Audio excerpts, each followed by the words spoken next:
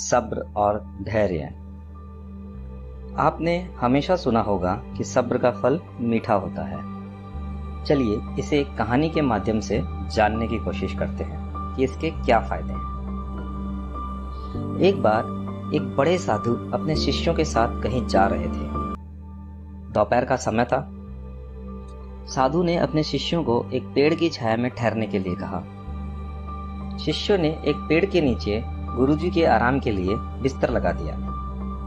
थोड़ी देर बाद गुरुजी को प्यास लगी। गुरुजी ने अपने शिष्य को पानी लाने के लिए कहा। शिष्य पानी लाने के लिए गांव की तरफ गया। गांव के पास जाकर देखता है कि वहां पानी का एकमात्र स्रोत एक छोटी नदी है। वह वहां जाकर देखता है कि गांव के लोग उसमें नहा रहे हैं, कोई कपड़े धो रहा है।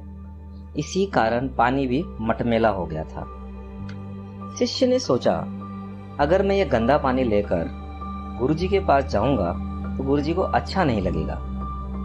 इसलिए वह खाली हाथ लौट आया। गुरुजी ने इसका कारण पूछा। शिष्य ने पूरी बात गुरुजी को बताई। कुछ देर बाद गुरुजी को ज्यादा प्यास लगने लगी। अब की बार गुरुजी ने अपने दूसरे शिष्य को पानी लाने के लिए भेजा। शिष्य पानी लेने चला गया और कुछ देर बाद पानी लेकर आ गया। गुरुजी ने पानी पिया। पानी एकदम शुद्ध था। अब गुरुजी और पहला शिष्य साफ पानी देखकर अचंभित थे, इसलिए इसका कारण पूछा।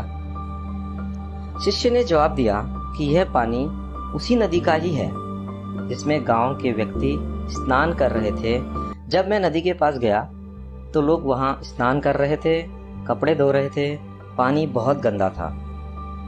मैंने वहां कुछ देर बैठकर इंतजार किया। जब लोग नदी से नहाकर बाहर आ गए तो कुछ देर बाद पानी में मिली गंदगी नीचे बैठ गई और मैं नदी से साफ पानी लेकर आ गया। गुरुजी ने शिष्य के कार्य की प्रशंसा की।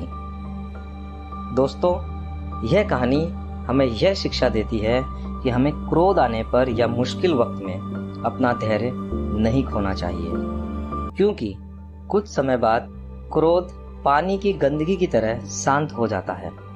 इसी तरह मुश्किल समय भी धीरे धीरे ठीक हो जाता है। हमारे जीवन में मुश्किलें आती हैं। कभी कभी हम मुश्किलों की वजह से ही लक्ष्य को छोड़ देते हैं। यदि हम संयम रखते हुए कुछ समय के लिए और मुश्किलों का सामना करें तो हम लक्ष्य को जरूर हासिल कर सकते हैं। धन्यवाद।